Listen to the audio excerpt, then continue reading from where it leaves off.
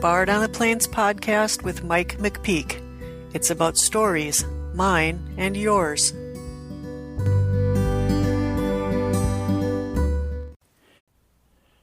Hello everyone. Now that winter's here, I've been in kind of a melancholy mood. We've had our first snowfall at the end of October, which makes me a little depressed because it's too early for snow to be coming, and I wonder what the winter will bring. If it may be a mild winter or it could be a really bad one with lots of snow. Just thinking about it kind of brings me down.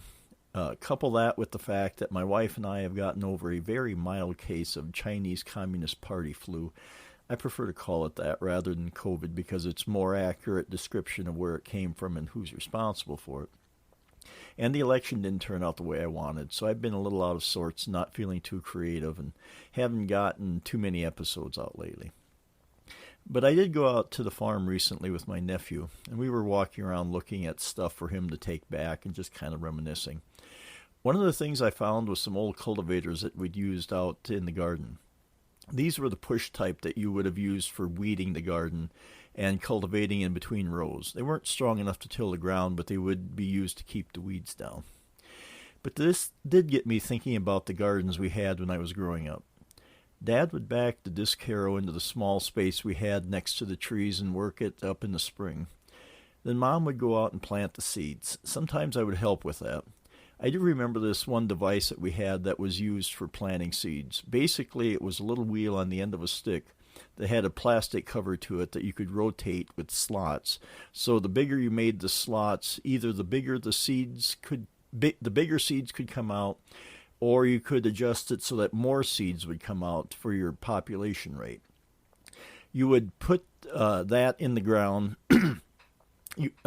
Make a little furrow and walk along with this as the wheel turned, the seeds would drop out of the slots onto the ground. It was an easier way of putting seeds in the ground rather than doing it by hand. We would always plant a fairly big garden because the more food you could raise on your own, the less you would have to buy in the store, and the more money you saved. When I was growing up, we didn't have a lot of money, so we did all these things to cut down on costs. It also meant as a member of the family, I had to help take care of the garden. Weeding was not one of my most favorite jobs to do. It requires a fair amount of time on your hands and knees, making sure that you pull out the weeds and leave the plants that you want to keep. And me being the inventive person I was, always looking for a creative way to make the job easier. Sometimes I would use a hoe and chop the weeds out, but I might accidentally take out one of the plants we wanted to save. If they were in rows, I could use the cultivator and walk up and down in between and take out the weeds, but I would still have to get down on my hands and knees to pull the weeds out between the plants. But once you get past the tedium of weeding, there was something rather relaxing about being out in the garden. If you were out there in the early morning before too much farming activity started up, it was a quiet and relaxing place to be. The heat of the day wouldn't have started yet, so it was still cool out there. You could just kind of sit and think about things without being in too much of a hurry. You were surrounded by nature and growing things, which is actually good for the soul. But then there are the more tangible rewards for having a garden, the food. I can remember while I was sitting out there weeding and the peas would be ready to pick, I would shuck some of the pods and eat the peas. I did like eating the peas straight out of the garden. We also had rows of sweet corn that we would have when it was ripe enough. There's nothing quite like corn on the cob fresh out of the garden. And there were lots of vegetables too. Mom would raise beets. I wasn't too crazy about them cooked, but she did make pickled beets that I rather liked. I kind of miss them now. She would also plant cucumbers, pumpkins, and gourds. Some of the gourds, if you let them dry naturally, the insides would crumble, and there would be just the seeds left, so you could shake them like maracas, and they would make noise. And there would be pumpkins that were used for pies, but sometimes we'd carve them up for jack-o'-lanterns. The cucumbers would be either eaten raw, or Mom would pickle a bunch of them for us to eat later. We also had a crabapple tree on another farm that Mom would pick the apples off of and can them. I was never a fan of them, but her and Dad seemed to like them. Mom would also have strawberry beds. I remember this one summer she bought a kit to make a pyramid strawberry bed. It was two sets of two different sized metal rings that you'd put together. You would put the big one together first, put dirt in it, put the smaller one on top, and then fill it with dirt. There'd be this pipe that went up through the middle of them and would stick out the top with a nozzle on it. Then you would attach the garden hose to it so that the water would come out of the nozzle on the top and water your whole bed. It was supposed to be a more efficient way of raising strawberries, and it was, because you'd have two tiers that would make it easier to get to the plants, and the sprinkler made it easier to water them. Mom would also plant vegetables that I was never into. She had this thing for asparagus. Her and Dad knew where there was some wild asparagus growing down this one dirt road. So they would go out there from time to time and harvest some. They would dig up a few of the plants, and eventually Mom got some to grow in her garden at home. She would cook it, but I was never crazy about it. She also had this thing for rhubarb. She would have some growing in a small patch beside the trees. She'd go out there and harvest it, and sometimes and make various foods out of it. To be honest, though, I did like the rhubarb coffee cake that she would make. That it wasn't all that bad. This one year we tried our hand at horseradish. We had a farm that had some horseradish growing wild. So Mom got this idea that it would be nice to make our own horseradish sauce. We went over there and dug up some of the roots and brought it home. Mom got out the old hand-crank meat grinder and proceeded to wash and cut the roots, and then we ground them up with the meat grinder. What we hadn't known up to this point was that horseradish puts out a very pungent odor when ground up, not unlike tear gas. We came out of the house with tears streaming down our face because it was so strong. But not being the kind to give up, once it was safe to go back in the house, we brought everything outside and finished grinding it out in the open air. We did eat the horseradish sauce that we made, but it was very pungent and it didn't take a whole lot of it to go a long way. In the fall of the year, we would also butcher an animal and put it in the freezer so that we'd have plenty of meat during the winter. Even though we raised sheep, we never ate too much of it. It goes back to one winter when I was small. A pack of dogs got into the sheep herd and injured a bunch of them. Rather than let the meat go to waste, the folks butchered the animals that were too injured to save. Now, these were old ewes, otherwise known as mutton. Mutton is not the best meat to eat because it's tough and stringy. But my folks, not wanting to have anything go to waste, used it. But by the time it was gone, everybody was so sick of sheep that we didn't eat that much of it anymore. We never butchered any of the animals ourselves. We would take it to the meat locker in Willow Lake and have it done there. When the animal was processed, they would store the meat for you, but of course they would charge for that. Well, Dad, being the frugal person he was, really didn't want to pay to store the meat, so we would just bring it home and put it in the freezer. Normally we had plenty of freezer space, but this one year we had more meat than we had space, so Dad got this idea that since we had an old freezer that didn't work out in one of the sheds, he would put the meat in there. It was winter and it was cold, so the meat would stay frozen. But the problem was it was a building that we didn't go into so often, and we forgot about it.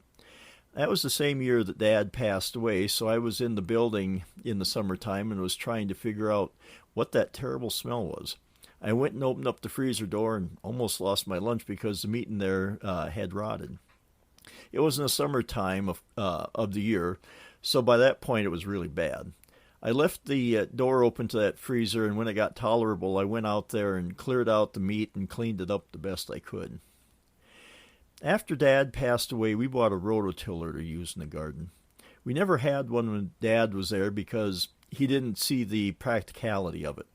Why have one of those things when you can just back the disc in and work up the ground with it? You know, farmer logic. But once we did get a rototiller, the garden did expand because it was easier to get in and do a better job of working up the ground. It was Mom, Deb, and me on the farm at the time, so Mom liked doing this kind of stuff, and we liked having the fresh vegetables. So I would work the garden up, and she would raise the vegetables for us to eat. I think she liked doing it because it gave her something to do, and it made her feel useful. Eventually, we got some railroad ties, and I made some raised beds for her to use so she wouldn't have to bend over to take care of the plants. But Mom would plant more than just vegetables. She would plant flowers to try and make the farm look prettier. She would have some out in front of the house that would have moss roses and lilies in them to brighten it up. But also in the shelter belt next to the garden, she would have flowers planted there, and we would mow the grass in between the plants, and she would have different things set up in there. Maybe some plants, but also various objects in there to try and create an interesting space. Mom was always trying to be creative and come up with things to make it look more than like just a basic farm. Not all of the things she did was always good, or at least not from my point of view. She had planted long, narrow flower gardens on the lawn, in her opinion, to make it easier to mow, because with the flower gardens there was less to mow. What she didn't realize was that when using a riding lawnmower, it meant I had to do a lot of turning and backing to get around these beds, so it actually made it harder for me to mow than it would have been if it would have been just a nice big open area. But her heart was in the right place, and it did dress up the farm quite a bit. Looking back at all of this, it does make me feel nostalgic, but I also realize there are some important lessons to be learned. First, we had a good understanding of where food came from because we raised it, and because of that, we were less wasteful when it came to using it. Second, it taught us to be self-sufficient.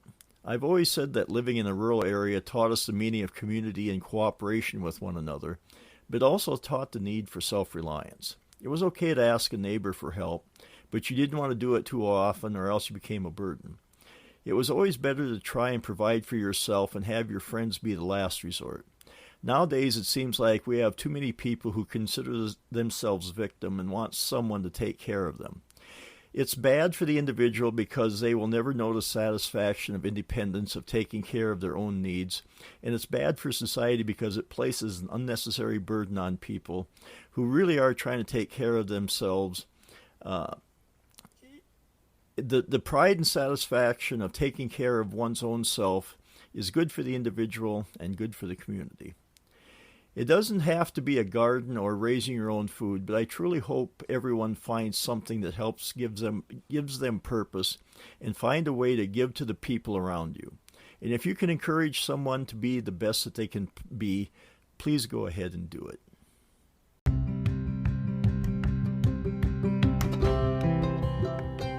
If you like this episode, please leave a review on the podcast service of your choice, and please tell your friends and family about it. Or if you want to comment, leave a voice message at anchor.fm/bardontheplains/message. And don't forget to follow me on Twitter at bardontheplains, or on Facebook at facebook.com/bardontheplains. If you want to email me, you can send it to bardontheplains@gmail.com. And don't forget to visit bardontheplains.com for show notes and more information.